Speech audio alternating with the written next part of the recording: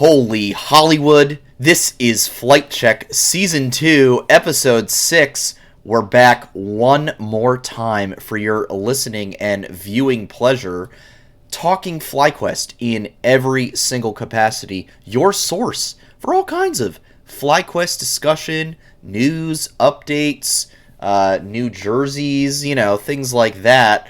Except, some of us had some USPS snafus, I believe, which is truly unfortunate. My name, as always, is Sandy Toes, and to my left and my extra left are my fellow hosts, Knoxwar, and back from Hot Take Jail, Curly Double Q.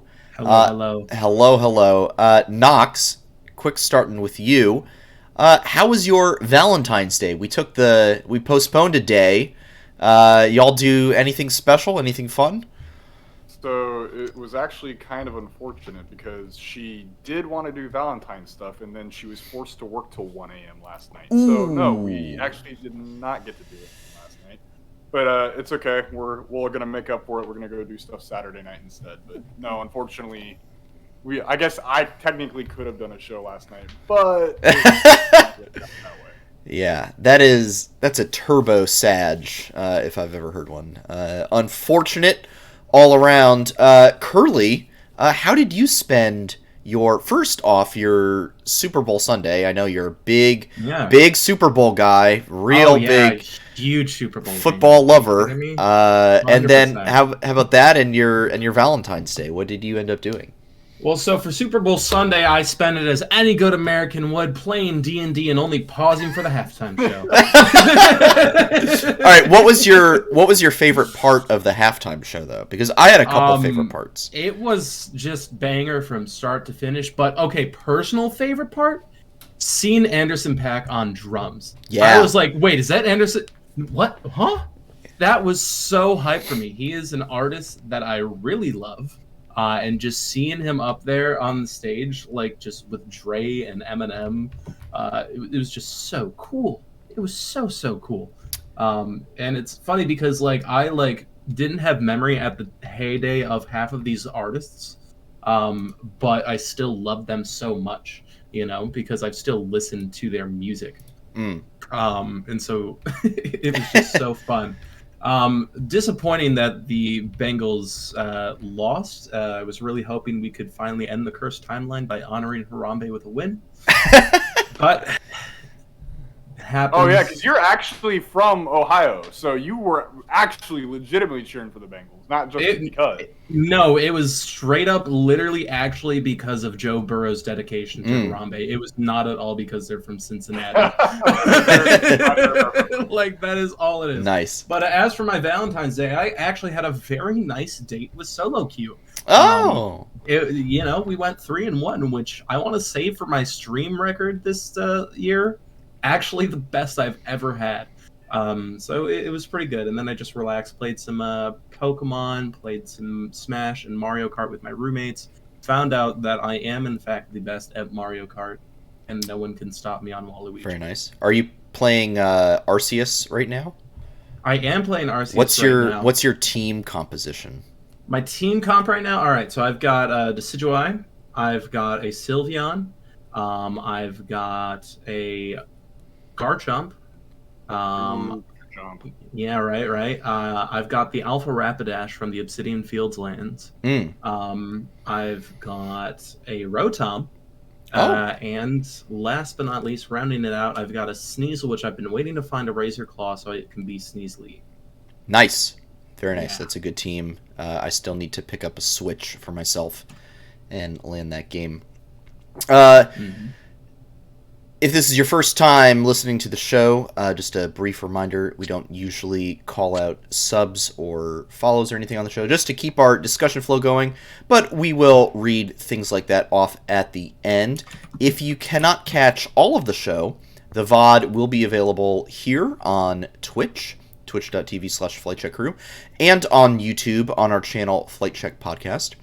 And the audio-only version will be available on your favorite podcast listening platforms as well. So you should be able to catch any parts that you missed, and maybe you're listening to one of those platforms right now. And if you are, hey, thank you very much. That's really kind of you. Well, let's get into the Week 2 recap right away, I think. A tale of two FlyQuests, I think, was my big takeaway. Starting off, the 25-minute Stomp. Stomp. Oh my I think God, Stomp is, dude. I mean, as I put it in the show title tonight, Turbo Stomped Mid.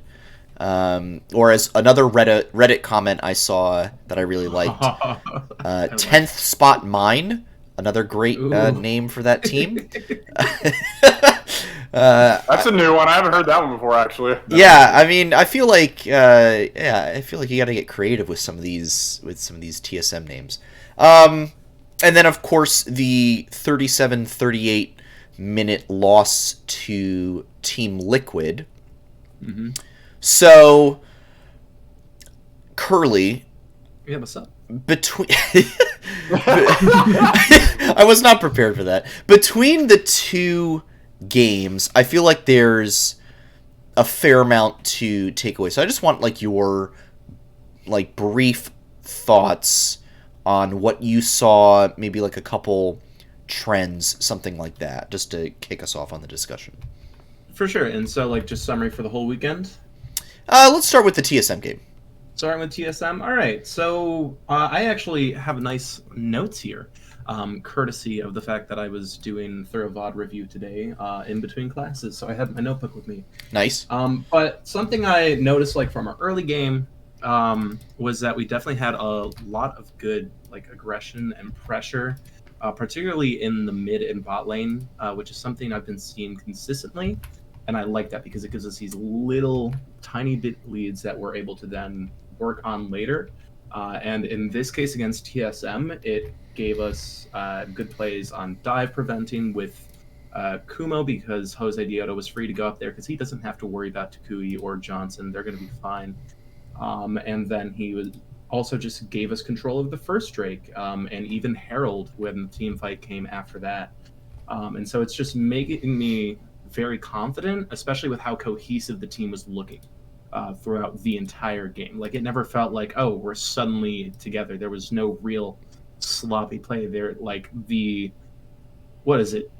2 kills TSM got? Maybe, I know they got 1, but I think the 2 kills, it was just they really had to try hard for those kills, So it wasn't getting caught out, and we just had really good tempo around everything because we also got the second Drake for free. And I want to say, I don't even know if TSM contended any of the Drakes, because I know the third Drake also went for free. I have here in my notes, because by the mid-late game, we already have a lot of XP, a lot of gold, and we just use that to continue our abuse on TSM. Especially when they make a rant. I don't know why they made that bold play between our top turrets. Yeah. Kind of unwarranted. Yeah, that was questionable to say the least. I feel like that's where everything started to unravel for TSM, just right at the beginning. Absolutely. Because that, like I said, allowed us to get that third Drake just for free.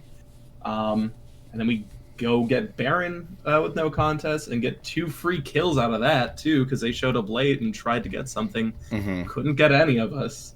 And that guaranteed, pretty much by that point, it's all right, nail in the coffin. 3 minutes later, we're done. So, my summary here is that our map control looked good. Our ability to snowball was amazing.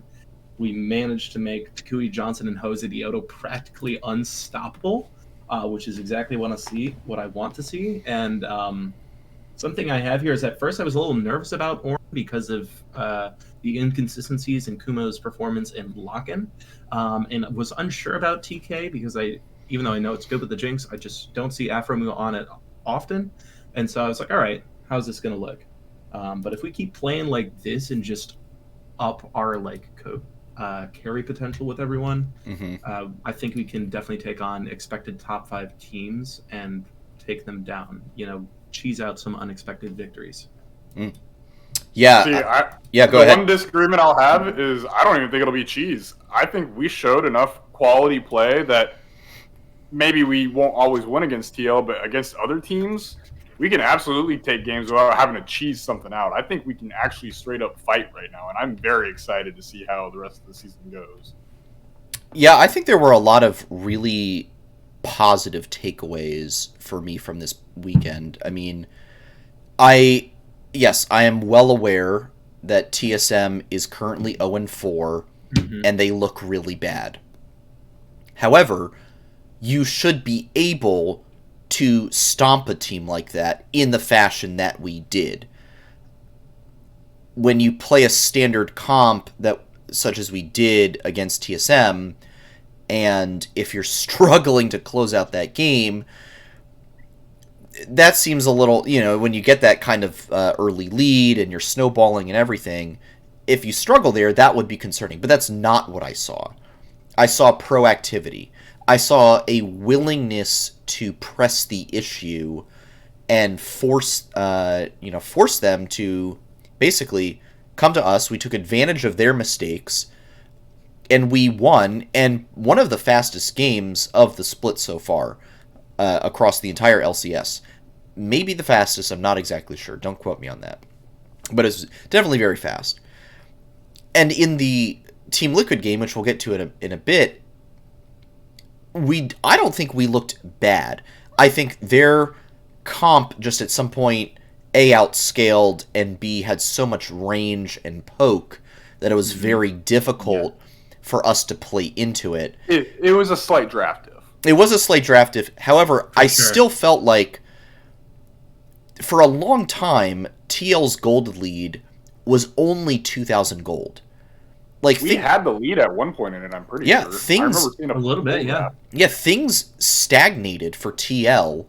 It basically ended up coming down to, I believe, a fight around Baron that, basically lost the game for us, which you can understand why, because at that point, TL had scaled, they had the poke, it was just very difficult to walk into their range and their abilities. So, I think the overall takeaway for me is positive. 1-1 on the week, 3-1. We're tied with, 4 or 5 other teams for first place right now? 5 other teams. Right? Yeah, which, that's not bad. We're right smack dab in the middle of it. When I started last year, if I remember correctly. Even if, let's say, and this is jumping way ahead, but even if we go 0-2 this weekend, right? That's still 3-3, 50% win rate. Still a pretty decent position to be in. So, I am not going to look at this weekend and be like, ooh, not exactly what we wanted. I think getting the dub over TSM was absolutely necessary, and I think we overwhelmingly succeeded on that. And we showed more spirit against Team Liquid than perhaps I was expecting. Nox, I don't know if you have any thoughts that you want to share there. I mean, both of you pretty much summarized my thoughts. I thought TSM game was exactly what we needed to see. In fact, it was more than I even expected. It was complete and utter stomp, which makes my heart very, very happy. And then the TL game was honestly also better than what I expected, because I predicted that we lose that game. We did lose that game, but we actually looked okay losing it. Obviously, were there issues in that game? Obviously, yes, and we'll go over that here in a little bit. But the issues that I have are not major; they're minor tweaks, things that if small little stuff that you change, that game actually goes in our favor. I think. Yeah. So I mean, a couple things that I want to really point out from this TSM game. Just to loop it back to TSM. Tukui looked insane on the Zoe. Oh my god. So Dude, good. Shout out to my fantasy because of that. Yeah, Tukui looked really, really good on the Zoe. The bubbles were really good. Playing that champ as the Riot devs intended it to be. Annoying, poking you out, blowing you up from half a screen away. So huge props there. Jose looked very good, I thought. I felt like he out-jungled Spica, which is not an easy thing to do. I think he absolutely won the day there. I felt like Kumo looked very good on the Ornn. He had some great engages with the Ornn ultimate that were really crucial in several team fights. I mean, I basically have praise up and down the board. Johnson looked good. Afromu looked good. It was just a good, clean game all over. And I think I just really want to give props to the team, like I said before, on the proactivity and the willingness to like press the advantage. And I think that is a really good sign to see from this team when they had this extensive lead, and around like by minute 15, Jat on commentary was basically saying, "Yeah, this is turning into a rout." But I can't. Jack called it so early in the game too. We were only like 1,000 gold up, and he was like, "Oh, this is a rout. This is done." Yeah. Yeah. What I would say is that I feel like I have seen times in the LCS, in LEC, where there's a similar situation where it's like, oh, a team's like way ahead or whatever, and then they don't close the game out until like 30, 35 minutes still because they just play it slowly. And that is not what we did. And I loved that. I loved everything about the way we were aggressive. We took second Herald and we really pressed with that. I believe at one point we took mid-tier 3 or mid-tier 2, and they hadn't even taken our mid-tier 1. Yeah. Yes. And we opened up mid so much. It was around 18 minutes that we were pressing down mid-tier 3. That is so good and is exactly what we need to see from this team, and the kind of leadership and the calls that I think were sorely lacking in last season.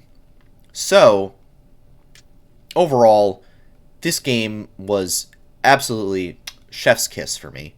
Can we get a lot more of those? Now, Nox, I do believe I need to, call you out a little bit because you did not have faith in TSM, in FlyQuest against TSM. So, I mean, where do you think? Where do you think it went wrong for them? What did you see us really take advantage of? Like, what stood out to you from our performance? More than anything for the TSM game was just Jose de Yodo read Spica like a book, which Curly did a fantastic job narrating for me in the weekend forecast, which amazing job on that, by the way, Curly. I have to reiterate again. Absolutely crushed it. Jose just completely read Spica like a book. It was not even close, and it was disgusting how well Jose read Spica. Because the moment that Spica went top lane for that gank, Jose was there. It's like, no, shut down. Anytime, basically, most of the game, anytime Spica was trying to go for anything, Jose was just there to make sure you do not get priority here. And it was fantastic to see. And, I mean, there weren't any, like, flashy moments from Jose, but he was just the macro and the sense of understanding of where he needed to be was probably, at least while in the LCS, one of the best games I've ever seen from him while he's been here in North America. And that was beautiful to watch. So hopefully we can continue to see stuff like that from him because I think, don't get me wrong, Johnson obviously looked like it. Who got MVP that game? Do we know? Do we remember? Takui, I'm pretty sure. I believe it was Takui. So Takui, don't get me wrong, deserved the MVP, but Jose was like super underrated. Like not enough people were talking about the amount of work he put in that game. So that was like my main thing. On top of the fact that TSM's just really underperforming with a terrible draft. Like Renekton has like a 30% win rate across all regions right now, and it is just not good. So TSM picking that and still letting us have last pick Ornn was just like, all right, okay, whatever. Yeah, here's hoping that we do not draft Renekton anytime soon. Please, no sinners, no sinner drafts. We could have Licorice on the team right now; it'd be fine. He doesn't play it. Yeah, it's true. He doesn't play Renekton. Yeah, but we'd only be 2-2, so. Yeah, potentially. Or we can pull Palafox and be for. I'm so sorry. Yeah, well. We don't need to beat dead horses here, Curly. Yeah, or dead foxes. All right. So, yeah, I think we've said pretty much all we can really say about this game. It was just absolutely clean. A bit of a brutal stomp. It looked disgusting. I am glad I am not a TSM fan, now more so than ever, because I don't have to share 10th place with CLG right now, so that feels pretty good. That rivalry's heating up, though. Good old Classico. Yeah, good old El Clasico, just really sitting there. The battle for 10th, baby. For 10th. Which legacy or get it? All right, well, if the TSM game looked clean, the Team Liquid game, I would say a little bit less so. So let's talk about that one. I'm going to pull up what our draft was for there, because I want to kind of dig into this game a bit more. I think the draft was a major factor. Yeah, I would agree. So I only had one major flaw with this draft.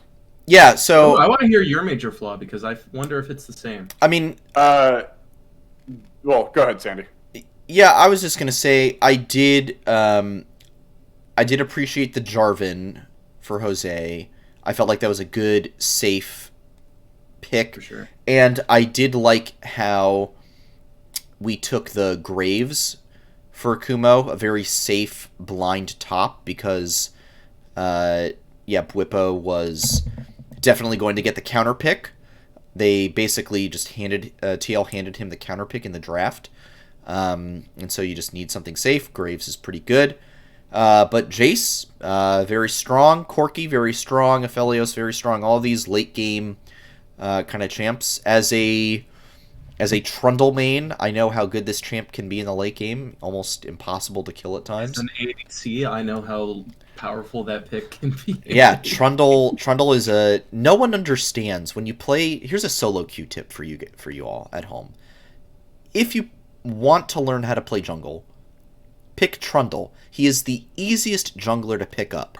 All you do is literally bash stuff with your club, press Q to just bite people, and press W to move faster. Yep. It's that easy.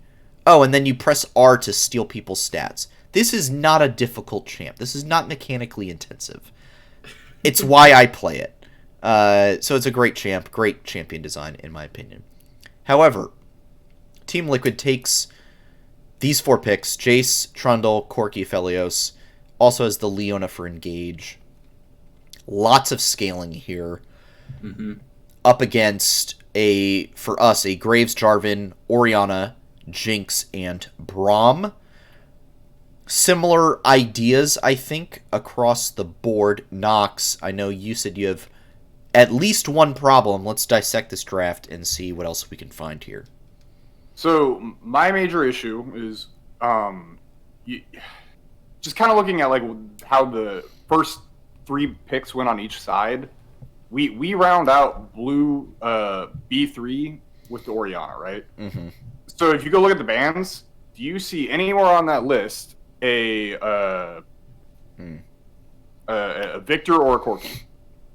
No. I see us banning the Xin Zhao and the Lee Sin, so focusing on Santorin here.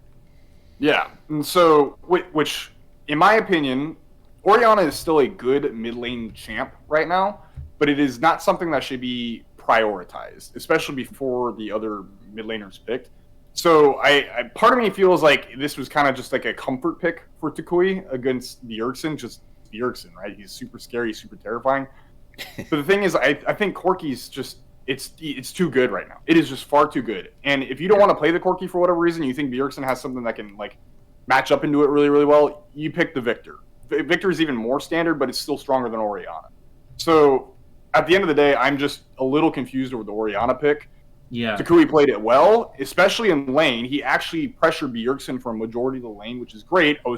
I think I even wrote it in our own Discord in the Pro League spoilers chat. I was like, this is the Takui that I saw when I was VOD reviewing all of his LFL matches.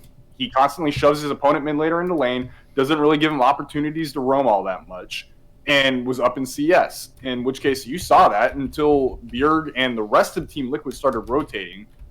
Takui just held him in lane and didn't really let him do all that much. So maybe that was part of the stratagem, is just like, hey, if you give me Orianna, I can keep the Corki shoved in and he's not going to be able to pull off roams. But at the end of the day, like, the game is not based around laning phase, right? At some point, you're going to hit mid game. You're going to have to start doing rotations to other objectives, to taking towers, drakes, barons, whatever it may be. And at that point, he's still going to fire rockets that hit for half of your health because it's just busted at the moment, right? So, yeah, the Orianna was something I was just, there's better priority champs that you could have done. Even if you don't want the Corki for whatever reason, matchup that may be going on in scrims, and you think you just can't win with the Corki for some reason, at least go for the Victor. I don't see the priority on the Orianna taking it B3. No, I like this take that you've got here. I feel like I didn't like the Lee Sin ban. I think if you I think if you know that you're going to, I don't feel like Santorin is known for his Lee Sin, right? I feel like actually the Trundle might have been the better ban here. And now, so actually, I have something. Continue your thing, but I have something to dispute this. Sure, yeah. I feel like the Trundle would have been the better ban. And/or if you know that you're likely going to end up having to blind pick something, I would have liked to have seen a top lane ban, focusing on Bwipo instead of the Lee Sin here. I think the Xin Zhao ban, that was a good one. I liked that one a lot. Yes. But not the Lee Sin one, and I would have rather seen a top lane ban against Bwipo. But I would rather seen that in phase 1 of bans, if you ask me. Yeah, fair enough. I mean, yeah, Nox, I mean, you've got something to dispute. So, I actually think TL drafted right into FlyQuest's hands in terms of their jungle pick. So, think about the 3 main junglers currently in the meta right now. You have Xin Zhao, Lee Sin, and Jarvan the 4th. Those are the 3 main ones, right? Like, I'm not forgetting any. Yeah. Yep. Like, there's others that you can slot in, don't get me wrong, but those are the main staples. So, you automatically go to the fact of, like, well, what is Santorin's 4th and only other champion that he plays in the jungle? It's Trundle, right? Like, you know for a fact it's going to be Trundle. Yes. It's a little telegraphed. It's very telegraphed. And something else about Santorin is, like, I think we can all agree here, he's probably the most pathing efficient jungler in the LCS right now. In which case, I think if I may be tooting FlyQuest analysts a little too much here, who knows, especially after I was sitting here bashing them for their draft pick a second ago. But I think Santorin's actually fairly predictable in his jungle pathing, especially when you put him on his comfort champion that is Trundle. He's very predictable. You know where he's going to go. He's going to be the most efficient as possible in terms of his jungle clearing, so he's the strongest possible at certain breakpoints. And you kind of saw that in certain areas of the map when Jose was going for certain lane pressure moments or others. He knew that Santorin's like, hey, I need to prioritize the farm here at this time. And you could see Jose going top lane to give Kumo like breathing room or whatever it may be, just because he knew that Trundle wasn't going to be there because he was going to be farming. I think, honestly, that was part of the stratagem of like, okay, ban out the Xin Zhao and Lee Sin on the 4th and 5th picks because it'll force him on the Trundle, and it's going to make Santorin a lot more predictable, which gives Jose Dioto more time and room to do what he wants to do on the map. Yeah, I mean, Curly, how do you feel about Nox's takes here? I mean, I'll definitely, I'll give you the jungle one. I think, especially because I don't think the Trundle was actually hurting us all too much, so I think that was good. For me, the ban phase is a little awkward because, not to disrespect Ayla, but I'm not sure how I feel about throwing 2 champs at him in the pick 1.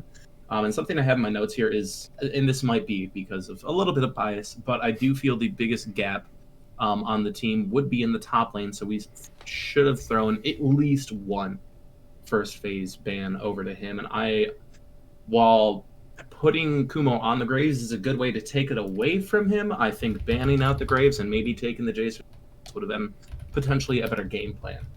Because as you saw, what Jose Dioto was trying to do, I think, was enable Kumo to try and get a lead against Bwipo, because Personally, I do think Johnson and Afromu were actually able to hold their own really well against Hansama and Ayla. They had a little bit of pressure at first, and then they relinquished it, but they were never really down. They were never really struggling, whereas I could see the pressure that Bwipo was exerting onto Kumo. And so that was like the spot where, I think Presidio was trying to go for, and I think it would have been better if we had been able to pinch Bwipo's champion pool a little bit more. And then, like he said about the Oriana pick, I'm really not a fan of it. I didn't even think about taking the Corki first or taking the Victor if you're expecting the Corki. And even if you don't do one of those, I personally would have rather see him bust out the Zoe again, because every time he's pulled, he's a menace on Zoe. Or like even Syndra. I think Syndra would have been a nice little pocket pick here too, because it would have just given him more carry potential, because he was able to keep that pressure on Bjergsen for a good amount of the game with Oriana. And to me, Oriana just isn't a champion that translates well to carry late game. You're more of an enabling your team in the fights rather than doing all the damage. And I think if you know you're going to be able to get an advantage in the mid lane, you want to give a damaged champion like Syndra, who can just throw all of the balls at you, or Zoe, who can just like off-screen pop you. Do you guys feel like in this draft we tunneled too hard on the idea of the Jarvan-Oriana combo? You know, Jarvan Cataclysms, Oriana follows up with a Shockwave. Was that just, hey, we see this combo, let's snag it in draft right now? Or, you know, because if that's the reason, yeah, I would have to agree that I feel like taking the Corki first, or, again, the Victor, and basically, you know, saying, all right, Bjergsen, take the Corki, we've got Victor. Either of those seem like a better idea. And it's not like and again, this is like hindsight being 2020, right? I didn't even see very many successful Cataclysm into Shockwave moments. No, that's another reason So now, of course, that's absolutely me looking back on the gameplay and saying, we didn't even really succeed in doing it, you know, often enough. But again, I feel like the Corki would have been the better pick here. But I think, here's what I think would have helped even more. Not making some dumb mistakes. And there were a couple that I want to point out. First of all, there was a moment where Kumo is in bottom lane, and Bjergsen and someone else finish off the dragon. And, you know, they even say it on the broadcast, Kobe and Captain Flowers, they're like, you have the audio cue, you know they just took dragon, they see you alone in bot lane. You gotta back off. You gotta back off. You need to get out of there. And he doesn't, and they called it out as lazy. I would use the word greedy. Mm-hmm. I think it was more greedy than lazy. I would not call Kumo a lazy player, but I do think that move to stay in the bot lane and continue farming up, pushing out that lane when you know was this the late game? No, this was this was in the bottom lane. It was their third kill. It was Team Liquid's third kill. Between 15 and 20 minutes, I believe. Yeah. And there was another moment where Johnson got caught out in top lane and tries to hide in the bush and recall, and Bjergsen just pokes him out with a Corki missile. I believe that was the second kill. And it was that's 2 free kills given over because of just, you know, bad positioning and greed. And when you're playing against a comp that is looking to scale, you can't be giving up those free mistakes. And Team Liquid, you know, somehow they're still following this formula of capitalizing on other people's mistakes. You know, it's a valid play style, definitely in the LCS. And And that was the big egregious issue for me in this game, was giving up those early kills. And I will say, I think there's some discussion to be had here. I was not particularly happy with just giving up Drake after Drake after Drake. Yeah. I did not like that either. So yeah, I mean, Knox, how do you feel about that one? Yeah. So the first Drake was after the Herald fight where we had just lost, so we didn't have priority on it. So like we can't fight that. Jose was dead and still coming out of base. Mm-hmm. The second one, hold on, I'm kind of like literally spitting through the VOD as it's because I'm trying to remember and make sure I'm not like spitting wrong facts. Okay, the second one, I'm not sure why we didn't contest exactly. I can see Kui and Afro are both coming out of base while they're taking it. So apparently we decided to reset at that point, which I would have to go watch the full VOD again to remember. See, so for the second Drake, what I have here, right, is that, like, we had control of the river, and we knew TL had just finished the Herald, and we hadn't started anything. And once we get vision on them rotating from the Herald, we just leave. We like throw out some spells to try and zone, try to like get some in like the bot side closer to our turret next to mid, just outside the river. But after that short trade, we just leave the river altogether and like, all right, yep, Drake's yours, we're gone. So like we had all of the control in the river. We were waiting for them. I don't think they had much vision on us, and we just left. So. Yeah, that's what I will. The second Drake went down though. Yeah, what I will say is, oh yeah, go ahead, Knox. Well, no, I was looking at the third Drake. We're pretty much all topside, and I think the other thing is it's Cloud Drake at this point, right? Fly's well, at this point, I mean, we don't want to. If we're not set up for it and we're not ready to go for it, there's no reason trying to fight Team Liquid for positioning in the river for it because it's the Cloud Drake. It's probably the least prioritized Drake out of all the Drakes, right? So. The third Drake is kind of like, all right, whatever we give it, we go for like gold objectives on the top side, which I think we ended up getting a tower right before that third Drake. So, I mean, I think actually that's a fair trade. The fourth Drake, do you remember the fourth Drake off the top of your head, Curly? Well, it would have been Cloud again, right? It would have been Cloud. And this time we do actually get because we denied them soul point. Let me see what play it says. Oh yeah, we managed to get like a CS shutdown on Bjergsen with a that's right, we picked him in the mid lane. Yeah, picked him in the mid lane, so that gave us more power, and TL decided it's not worth it to potentially lose more. It's just a Cloud Drake. We're already on soul point, we'll give him this one. We don't need to put in the effort so that kind of gave us a free Drake, but I wouldn't say that's like that was a little bit of our play, but also them kind of being fine, it's yours, you know.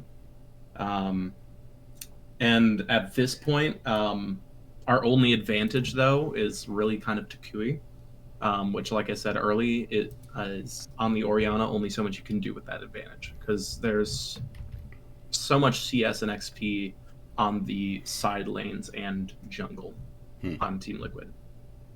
Yeah, and then finally for the Soul one, you can look at the map. TL does a good job of making sure the side lanes are shoved, so basically Fly just can't get into position to contest it even if they want to.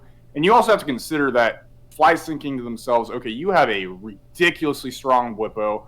Porky has package. It's not the time to fight right now. It's not a 5v5 that we probably win. So you think about it, it's like, okay, it's Cloud Soul. Like, of all the souls to give away, that's the one you can get away with giving away. And so you have to think to yourself, okay, we go for the Baron fight, because that one we actually have to fight, and you take a lot more time to try and prioritize getting set up around Baron better, which we don't, and that's probably one of the major grievances I do have. Well, a major issue with that is, like, right before the reason TL gets, like, an uncontested Drake isn't just we probably didn't prioritize that, but before that, Kumo has a really good push on the bot lane. He's, like, chipping away at the tier 2. But there is no rotation from our team to try and help him. We're just kind of floating around in like the mid and topside jungles, like getting vision and all that stuff. And so Bjergsen and Whippo just push him all the way back to our tier 2 and force him to just have to leave and almost even get a kill out of it. and still there was no rotation from our team, and so that probably hurt our chances of setting up for a good Baron fight.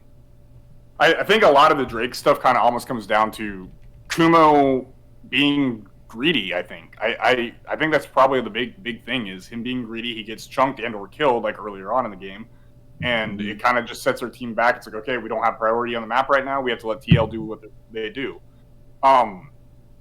So I think the reason why I'm really like taking the time to go back is partially because it's Tuesday and we didn't do this last night where I have better memory.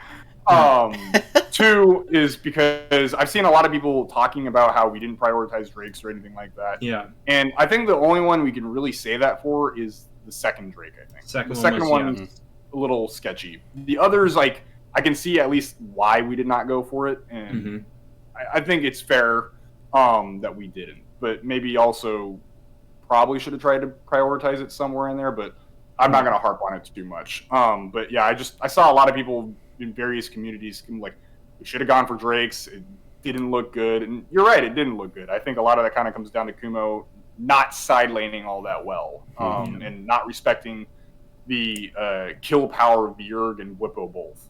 Another thing that I want to say is there was an interesting time in like the mid game. I want to say it was between like at about 16, 17 minute mark where there are long timers for both the Baron, because the Herald's already been taken, so you're not getting Baron for like 3-4 minutes, and Drake had just been taken, so that's like a 4 or 5 minute timer. So you've got a lot of time before the next objective. So you're like, all right, what do you do with this free time? You either get picks or you get turrets. And for some reason, our focus, we put all of our resources and pressure into trying to get the bot lane turret. And I think that's because we're like, all right, if we open up the bot lane turret, maybe we can test the next Drake. In my head, the way I see that, you should use that time trying to shut down Bwippo or pushing mid way more, because a tier 1 mid turret, to me, gives you much more map control than a tier 1 bot turret, especially because it's Cloud Drake. Even if we lose that, we have more control over the Baron side of things. Or if we shut down the Bwippo, that gives Kumo breathing room to come back up, or Johnson some agency to be like, all right, now I can be the carry that you guys want. So that's something I think we could have done in that awkward time of no neutral objectives that we just didn't use to the full effect. Yeah. Pretty much. Nailed it. That was great. All right. That was week 2. So a dub over 10th Spot Mine and a loss to Team Liquid. Week 3 is right around the corner. So we'll talk that, and then we'll discuss Academy Super Week real quick and do a little Flight Check Fantasy recap as well. We could skip that part for my sake. No. We'll be discussing that most definitely. All right, week 3 preview. Let's get into it. A tough week ahead, if I'm being honest. Dignitas and 100 Thieves. Both of these teams 3-1. Let me pull up the standings here. 100 Thieves, their only loss has been to Immortals, and Dig, their loss was to Evil Geniuses. So here's the thing. We've beaten 100 Thieves before. Mm-hmm. We can do it again. And we also saw them lose to Immortals this past weekend. So they're beatable. Dignitas looks pretty good. I think there's some interesting discussion here. Let's start with Dig, and I am going to pull up our predictions, of course, on screen right now. And we'll fill those in as we go. Let's start with Dignitas. So this is a roster of Fake God, River, Blue, Neo, Biofrost. River has looked pretty good.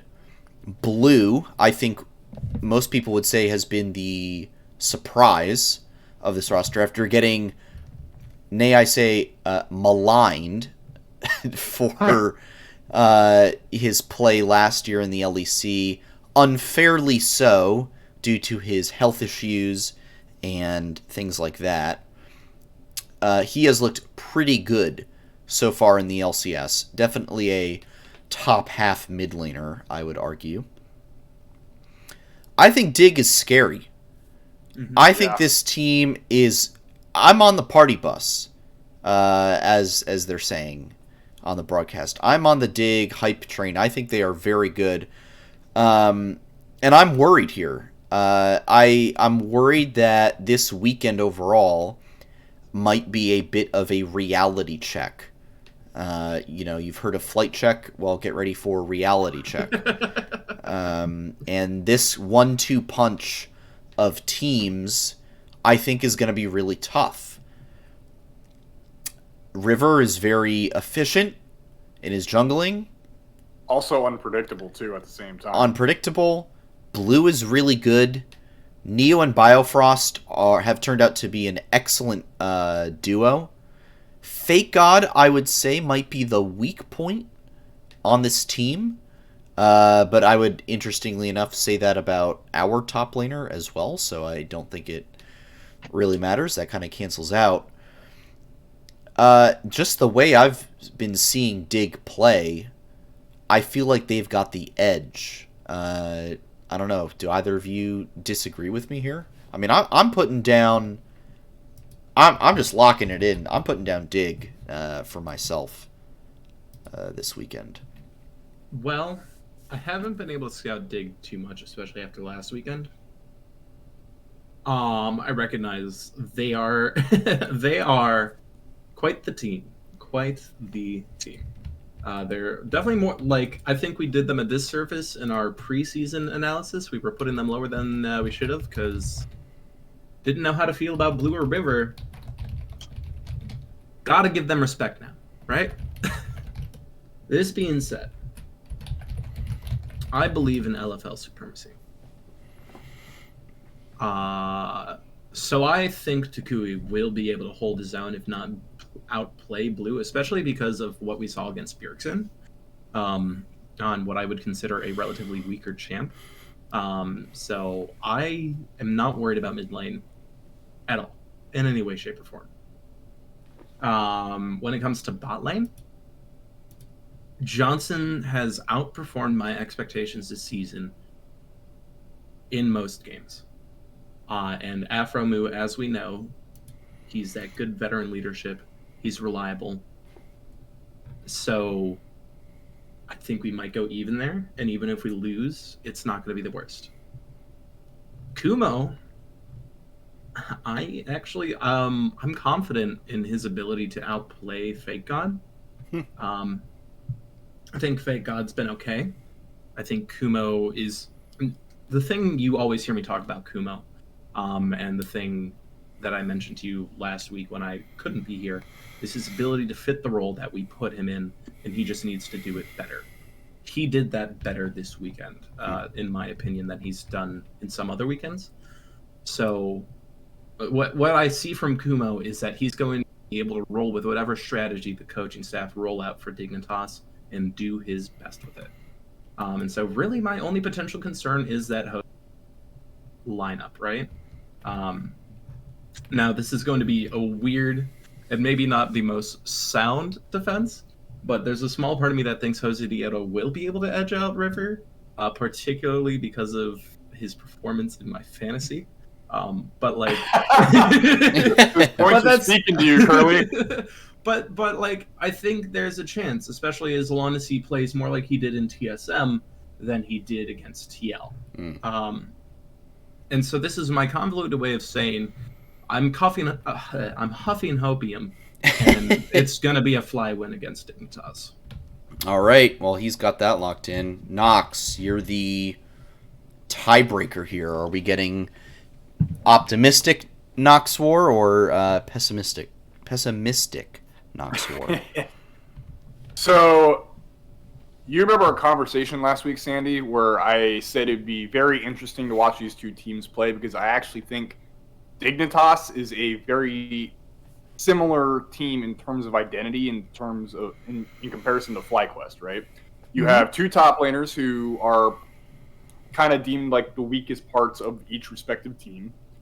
You have two European mid laners who came over, and granted, the narrative behind Blue was way worse, but I think now in hindsight and retrospect, a lot more respect should have been given. I would say Tukui did not have a lot of hype around him either. People were kind of like, who is this guy? Yeah, I guess from my biased perspective, because I actually VOD reviewed him and I knew he was going to be okay.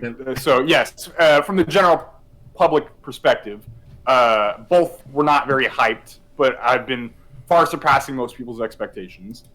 Then you have two AD carries who have been both under the tutelage of Afromu, who both have had very bright moments, and at least so far this season have continued to show very bright moments.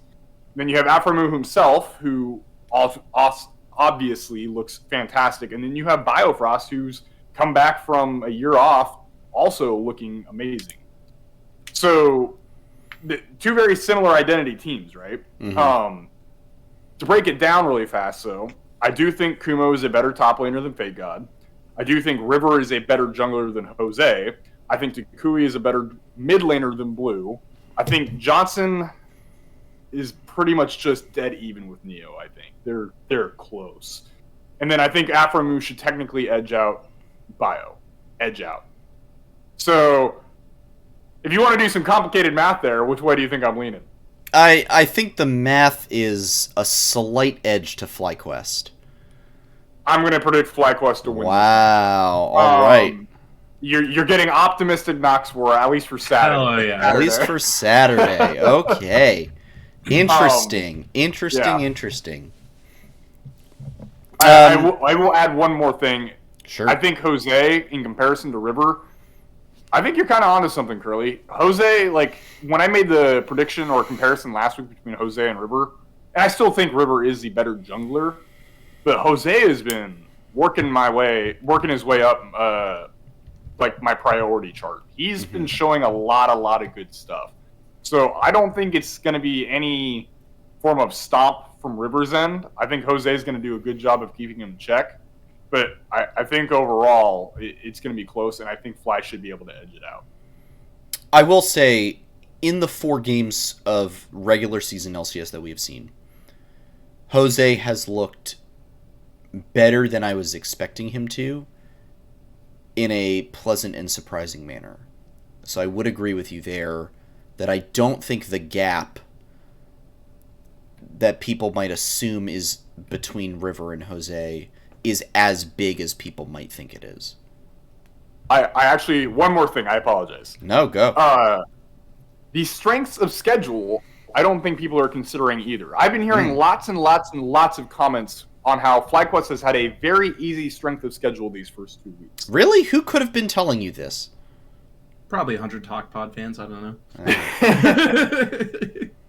However, no one's been looking at Dignitas' strength of schedule the first 2 weeks. Do you guys know who Dignitas played the first 2 weeks? They played Immortals and TSM, who are currently 1-7 in total. Then they played EG, so we're up to 3-9, and then they played and lost to EG, by the way. And lost to EG, and then they played CLG. So that's 3-13 all told, and the only team, and so they've. If you take away their L, right, the teams that they have beaten are the 8th, 9th, and 10th place teams in the LCS. So 1-11. And then they lost to a 2-2 team, yeah. Which, in that loss, by the way, I mean, don't get me wrong, EG was trying some stuff out, but that was a disappointing loss from Dignitas. Mm-hmm. Like, they had that in the bag, and they just they looked terrible. They just let it slip, right? Whereas, I feel, personally, against our loss against TL, we held our ground the whole time, and I think TL is a tougher opponent. So, I think, honestly, coming into this weekend, even on this or that, people were more hyped for Dignitas. I think we're being kind of slept on right now. I think we're being a little bit underrated. I think FlyQuest needs to have a little more respect. Which is exactly where we need. No, that's exactly where we want. If you remember when we talked to Nick, we perform best when people don't expect anything from us. Right. This is also true. Actually, ignore me. We suck. Oh my god, it's back to Worlds all over again. EDG sucked. They were going to win Worlds. No, we suck. We're going to finish 10th. It's fine. We're bad. We're just bad. We're bad. That has to be what we last say. year bad. That has to be what we say. Ignore everything I said like the past 5 minutes. We're terrible. Yeah, we're terrible. Speaking of being terrible, 100 Thieves. Hey, yo! Good thing they're live right now and can't. Yeah, good thing. Andy's going to hot take jail. Yeah, I'm in hot take show after that one. No, 100 Thieves is legit. They're good. They're good. Don't worry about them. I just wanted to get the roast in. 100 Thieves. I mean, I'll just pop out straight here. Lost to Immortals, dude. Come on, bro. Yeah, they lost to Immortals. I mean, if we want to talk about strength of schedule, who have they beaten? TL, CLG, and EG. So that is 3 and 5, 5 and 7, and then their L was to Immortals. So, they have not played, teams like Cloud9. They have not played Dig. I'd say they played an A-tier team, they played a B-tier team, and they played a D-tier team in terms of wins, and then they lost to an F-tier team. So Yeah. So I would agree. A little all over the place, but they at least they have some credit. What's weird is that, I know I literally just said we're going to lose to Dig. And I'm going to predict the 100 Thieves win here. However, I do see worlds where we win both of these games. Yeah. I think I really want to note that I'm not saying it's like, oh, Dig's going to stomp. Oh, 100 Thieves are going to stomp. I think these are much more like, ooh, this is a little coin flippy for me. This is a little 55-45, 51-49. I don't think this is a cut and dry matchup, in my opinion. Mainly based off of we beat 100 Thieves previously. I think Dig is good, but we still haven't really seen them beat anyone big. It's just been, small clubs that they've beaten. And then for us, it's also a little hard to gauge things because our 3 wins have come against teams that are a collective 2 and 10. So it's a little difficult to gauge where everyone is yet. I think we still need more data. However, I'm going to let the paper, the players on paper kind of decide this one for me, and I am still going to say 100 Thieves. Nox, I mean, if you think that we can beat Dig, I'm curious to see how you feel about 100 Thieves. Well, I do think we'll beat Dignitas. But 100 Thieves is a better team than Dignitas, in my opinion. So, I do not think we will beat 100 Thieves. I am in agreement with you, though, that it is a absolute winnable game for us. Yes. Man, I don't know. It's kind of weird because there's just 100 Thieves has just been inconsistent. 66%, 2/3 of the time, they look good. They look like an A-tier team. They look like the team that won the championship, right? Yeah. And then they kind of look like they just crap the bed, just at random spots. And you're just I don't know. There's that 33% chance that we get into Sunday and 100 Thieves just happens to crap the bed. In which case, okay, cool. I'll take that win because I know they're more than good enough to do it. We already did it back in lock-in when we were still getting used to playing with each other. But yeah, I think if that 66% comes out, I think in terms of quality as a team, I think 100 Thieves is just better than us. So, yeah, I'm going to go 100 Thieves, but who knows? Maybe they just don't show up on Sunday, and I know for a fact we're good enough to take that win. All right, Curly, round it out for us. How are you feeling about this matchup? Hold on, I think my oven timer is going off. Oh, boy. Oh, no. Hang on. Let me mute. Let me mute real quick. No. If the alarm's No. going off, we don't want to hear that on the stream, right? Now, here's the thing, right? This take I'm about to go through is not without research. I actually very freshly reviewed both 100 Thieves games today to make sure that when I presented this take, I had the absolute gamut of knowledge of both our recent weekends, of both our 1-1 weekends that make us tied for first place, and what went right, went wrong for all teams. And I will give 100 Thieves respect in this factor. Against Immortals, the game that they somehow lost, they absolutely shouldn't have. They were winning for lots, like they had a lot of good winning points, and early game they were definitely leading. So you got to ask yourself, what went wrong? How did 100 Thieves lose to Immortals with a winning game? Well, let me tell you how. Number one, Revenge was able to easily regain in the mid game his stature against Someday, if you compare that matchup, because Someday had his hand held by Closer in the beginning, and he didn't have that hand anymore, and he didn't have a champ that can't die, and so Revenge was able to come back, and so they're even. Everything's fine there, right? FBI and Huhi somehow didn't pop off like they normally do, and Destiny. And why am I forgetting the ADC for Immortals? Wild Turtle? Wild Turtle, yeah. Our original ADC? I know. Yeah, no. Destiny and Wild Turtle look really good because Wild Turtle, awesome, amazing. On the Jinx, great, wonderful. He knows how to all bing, bam, boom, everywhere, right? And so Wild Turtle and Destiny are able to just get good leads against FBI, who used to be the MVP, but guess that doesn't matter anymore because it's against Immortals, and Huhi, more like, why is he in the entire team, right?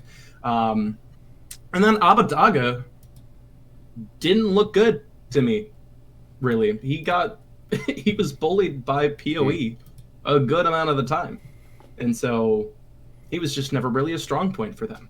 And then Closer was on Viego. So Closer, he looked really good until he couldn't. Like he actually, I'll give Closer that. He did not look good. The only reason he ever really died was never actually his. And so with all this being said, if Immortals can pull back and pressure point Someday, not having Closer holding his hand, Huhi going in too hard, Wild Turtle just having that veteranship against FBI, Abadaga just not being as good as PoE, and like even I'll say this,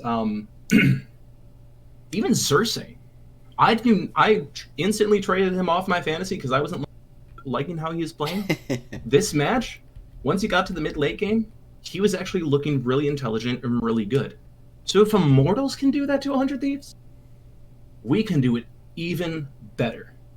Because the only reason that Someday was such a threat on Sunday was because he was playing a champ that couldn't die. So he didn't need Closer to hold his hand this time. He could just press R and be fine and just keep auto attacking, And so it's like that, as long as you take away the Tryndamere, I think Kumo can, not guaranteed, but way more of a shot than Revenge has to outplay him.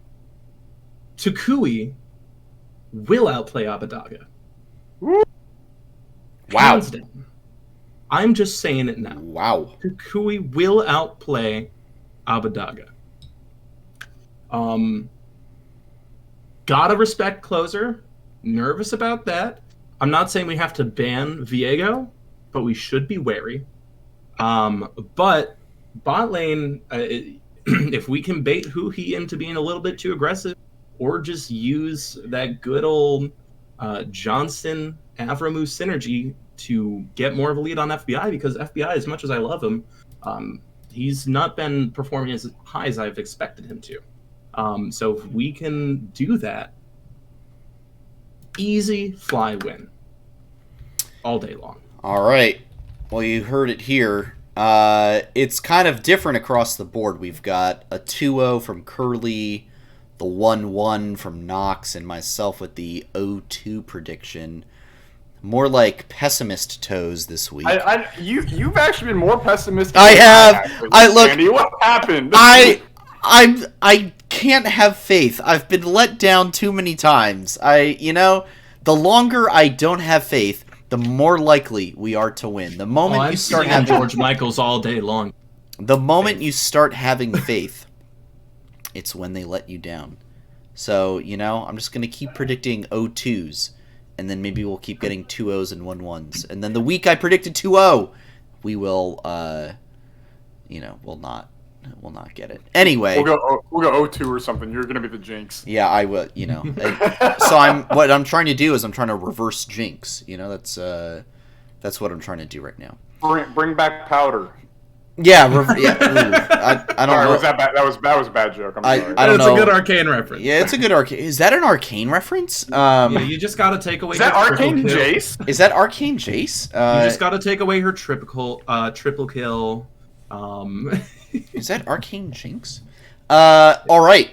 That is the week 3 preview.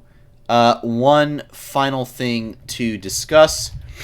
Currently, in the Flight Check Fantasy League, Nox, you made a couple free agent moves today. I did. Dropping a Blaze Olive and picking Fudge back up, and dropping Spica and picking up Pride Stalker.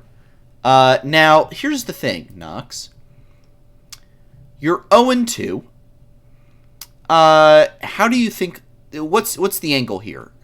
Hey, I mean, what's the move? What's the reasoning?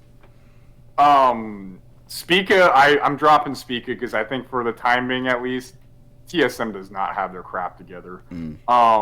I don't think he's going to continue getting me any more points. I think maybe some point in the future TSM may pick up a win or two, but he's not going to be consistent enough. Whereas at least Golden Guardians is showing that they're good enough, especially, and they want to play through Pride Stalker a little bit too, which means he's going to be getting points.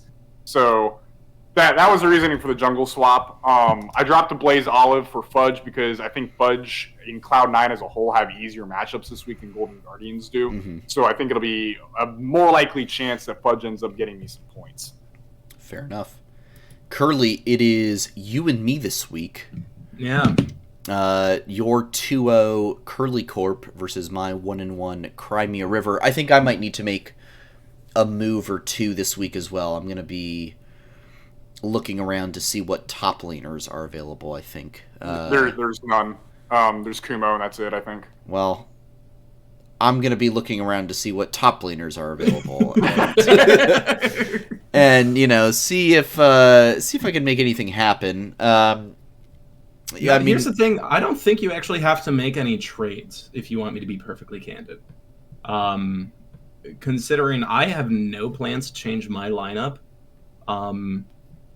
And if you're correct about Dig, that gives you an advantage. It does. I'm correct about 100 Thieves. I don't know. It has to hurt one of my points. Yeah. And even, I mean, we'll see how it goes. Hey, as long as I can ban out the correct champs for Jose and Tukui, I think I might have a good shot here. All right, final discussion point of the evening, and we'll make this quick so that we can wrap up the show. Academy goes 3-3 in Super Week, so 2-0 over TSM Academy, I believe. Yep. A 1-1 with Golden Guardians Academy. Golden Guardians? I thought it was Golden Guardians. Was it not? I thought it was a different team. I had the tab open. I closed Leaguepedia and I shouldn't. TL Academy. Oh, TL Academy. And then an 0-2 against C9 Academy. I just want to note, Arkham Avalon in the chat saying, even TSM Academy can't win. I mean, look, it's true. Didn't we lose to TSM Academy and Lock-in, though? Anyway, Curly. Anyway, Curly. So 3-3. So Curly, I know you did not have a chance to watch a lot of Academy. Nox, maybe you can Just kind of fill us in. I watched all 6 games actually. So Excellent. Give us the recap. Like what what should we be excited about? What are we still looking to see them improve on? So just quick summaries of each series. TSM was honestly kind of almost how our game against TSM went in LCS. Both games were very, very solid, pretty much in control the whole time. Lots of very, very good controlled aggression. Heading into the TL series, once again, I was actually very surprised how well game 1 went. And then I think at this point, this is becoming our fatal flaw. But Yuji and usually Philip, but sometimes Spirax, they start getting a little too hypey. They start feeling themselves. And I've noticed consistently in the back 3 games of Super Week, basically what would happen is there would either be a gank in the top lane or a gank in the mid lane. And then Fly Quest Academy, and with usually being in the center and whichever lane it was, either Spirax or Philip, typically Philip, but sometimes Spirax, they would go into the top side jungle or whatever side they were on, and they would invade the jungle because they wanted to punish usually TL or Cloud9 even further after what had just happened, and they'd overextend and they'd get caught and they'd get wiped, even though it just basically they throw their leads away multiple times. And so I'm not upset by this by any means, right? Because we're still learning, and I think we've gotten to the point of where we're getting our objective timers down, because I was complimenting ourselves on our objective timers last week. We have very, very good objective timers and good roams right now. We're handling ourselves in lane pretty well for the most part. A lot of it is coming down to the fact that we'll get just over aggressive and we'll just feel ourselves too much. And it's like, okay, let's take more, and then kind of bite the curb for it, right? I'm not too upset by it because literally this could have been a 6-0 week for us. Like, no cap, like, all games were winnable. And all 3 of the games we did lose involved us having some form of gank in the mid or top lane, going into the jungle, getting caught, and then having the other team basically push back on us and have better control of the map from that point on because we lost so much tempo on that play. So heading into future weeks, I want to continue seeing the same level of early game preparedness that we're showing, the same level of objective control that we're showing, our roam timings. All of that is actually looking really, really good. I'm super impressed with how this team is looking in the early game, actually. I need to see Yuji and whoever else is shot calling to kind of like put in a check and balance system. Like, hey, we just got a gank off. We maybe need to calm down a little bit. Like, don't get me wrong, like, I maybe go in the jungle, get some wards down, but we're wanting to go in and like take jungle camps, and we're staying there for longer periods of time. So that's kind of like my next goal is like, hey, you guys get something, don't overextend it, because currently that's what we're consistently getting punished. And I think teams who are doing their prep properly for us are going to recognize that fact. That's really good. I mean, how do you feel Yuji, like, I'm curious specifically about Yuji and Spirax, because these are 2 players that we, kind of picked up out of the blue. I mean, are you still seeing improvement on a weekly basis from them? Oh, absolutely. Yeah. Absolutely. I think it's kind of funny. You're seeing kind of like a lot of the problems Yuji had early on, is like, especially in week 1, were just like this level of over aggression, especially in the early game. Because he just wanted to fight all the time. And you'd see moments where he'd mechanically outplay the other team, and he'd be like, yeah, let's go! But then he'd try and do it again later on, and you just get absolutely rolled, right? Mm-hmm. So you're kind of noticing he's controlled himself better, and he's realizing, hey, I can do this at this time and this at this time, right? Mm-hmm. And I think that problem has just kind of migrated its way into the mid game a little bit of like, hey, I can do this. I know I can do this. And honestly, I think in certain situations he can, but he's got to continue to learn to check himself a little more.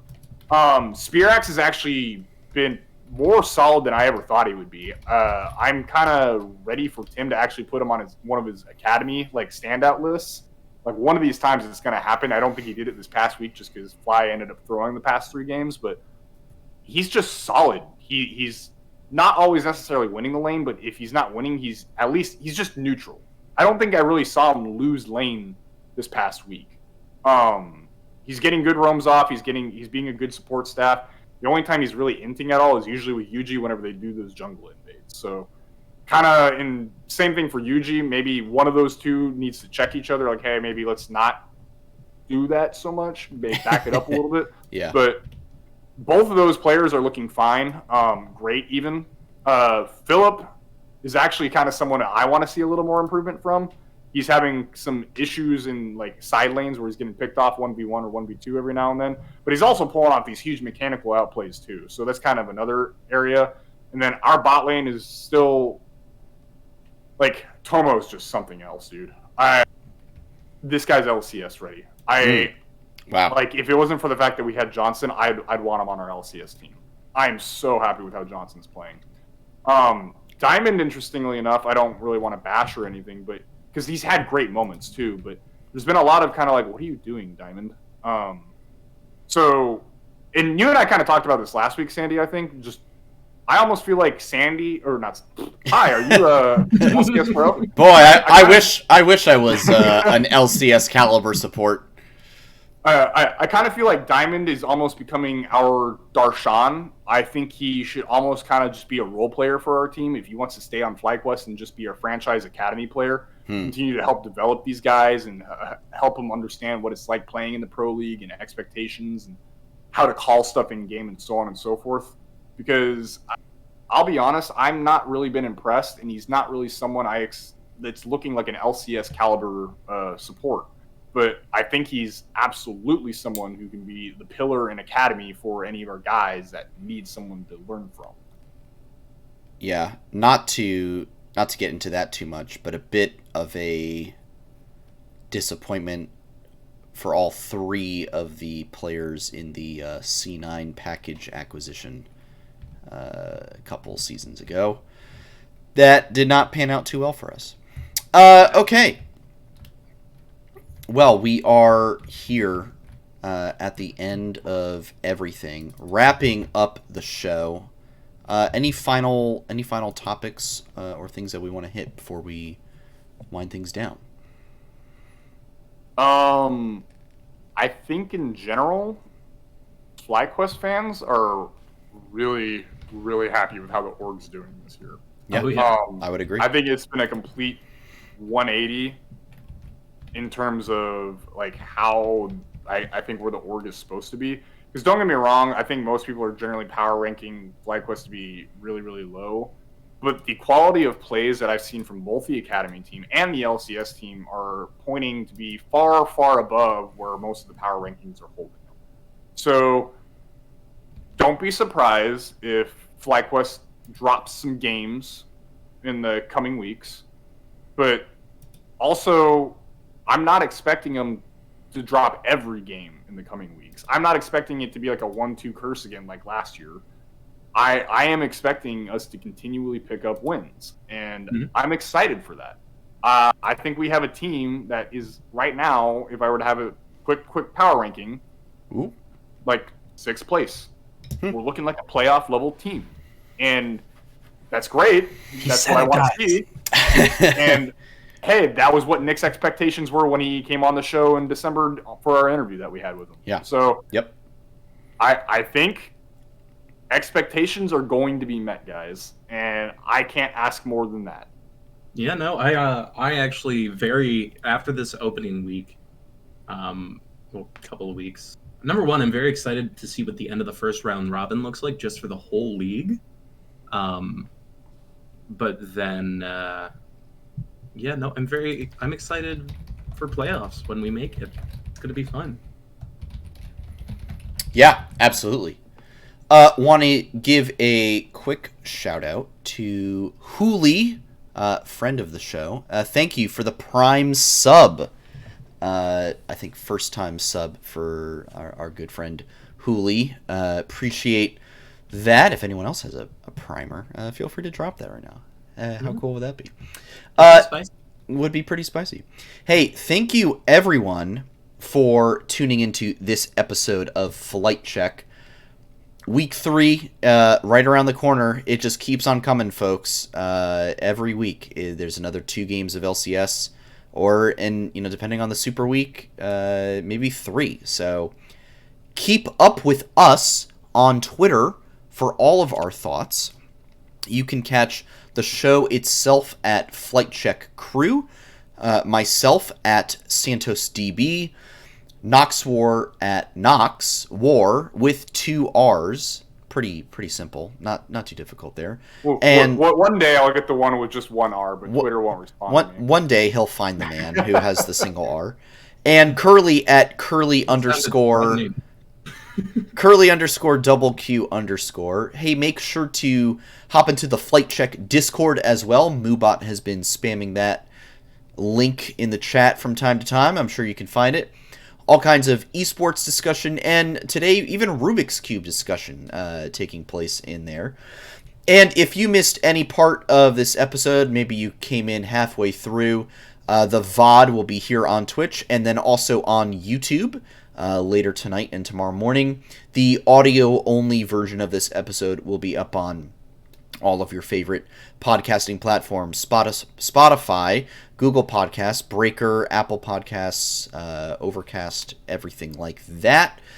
If you're listening to that right now, again, hey, thank you so much. Great to see you. Maybe you can come join the show live, because we broadcast this episode pretty much, except for tonight, every Monday night at 8 p.m. Eastern Time, right here at twitch.tv/FlightCheckCrew. Come on by some Monday night. It's a good rip-roaring time.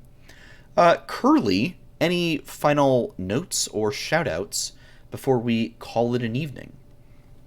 Final notes and shout-outs. I mean, like I said, I'm just really happy with how FlyQuest is performing right now. And then also, I liked the new content that's coming out with all the Ikabanas from Trisha, and then that little French quiz last week. That was pretty funny. I enjoyed that a lot. 16,000 tons of snails. That's way too many snails. 16,000 tons.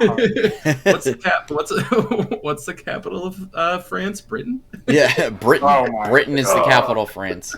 I died a little bit on that one. That was a little painful, a little rough. That gives me similar vibes to dish soap as laundry detergent. Or whatever. Oh my gosh. FlyQuest players are somewhat functioning human beings, I promise, I hope. I like to say that, so. But yeah. And then also, shout out to you guys for releasing me from jail. I really am happy to be back. Thank you very much. Very nice. Nox, any quick shout outs from you? I am repping yet again for the Proving Grounds qualifiers, so please go watch that. Go cheer on all those teams. The Open qualifiers just finished tonight, and there was actually a lot of upsets. There was a lot of higher than 16 seed teams that made it into the actual group stage. So going to be kind of interesting to watch and see what happens points-wise for teams trying to get into actual Proving Grounds. Mm-hmm. Outside of that, pick'ems. Please don't forget to do your pick'ems. I'll ping everyone on Friday for that. Keep in mind that if you are first at the end of the season, you get a 2022 Spring Sakura jersey from FlyQuest itself. So just like the one I'm wearing right now. It's beautiful. I was going to say, show it off a little bit if you can, Sandy. Yeah. Yeah, there you go. So yeah, if you win that, you actually get a Sakura jersey. So good luck to everyone there. Currently, Road is currently in first, just stomping everyone. And outside of that, cheer on FlyQuest. Academy picks up again tomorrow. Should be some good games, and then obviously Dignitas and 100 Thieves on Saturday and Sunday. Yep. For my part, shout out to Kumo, who is in Champs Q right now. Looks like he's playing Gragas against 100 Thieves Gamsu, who's on the Gangplank. I only caught 2 minutes of the opening laning phase. But we will be rating him after the show. And we will be back next Monday to talk about Week 3 of the LCS. Hey, hopefully celebrating a 2-0 weekend and proving me and my predictions dead wrong. I'm happy to sack the 0-2 if that is the case. So, for now, Stay safe out there. Don't forget to hit the head on the nail. And we will see you all very, very soon. Adios. Have a good one, guys. Oh, did Curly die? Curly disappeared. He's been frozen for a minute now. Okay, well, in honor of Well, in Curly, honor of then- Curly, we've got to do it. Peace, y'all.